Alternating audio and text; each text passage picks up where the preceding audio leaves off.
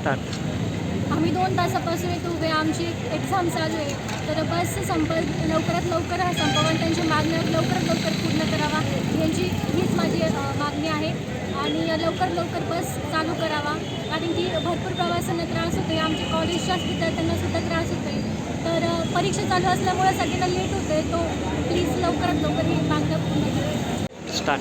आज S T महामंडळाचा संप असल्या कारणाने अनेक प्रवाशांचे हाल होत आहे. मी सुद्धा इथं मागच्या 1 तासापासून उभा आहे, परंतु एकसुद्धा गाडी आली नाही. कृपया सरकारने ज्या काही प्रलंबित मागण्या आहेत त्या सर्व मान्य करून आमच्या प्रवाशांचे हाल होऊ नये याची काळजी घ्यावी.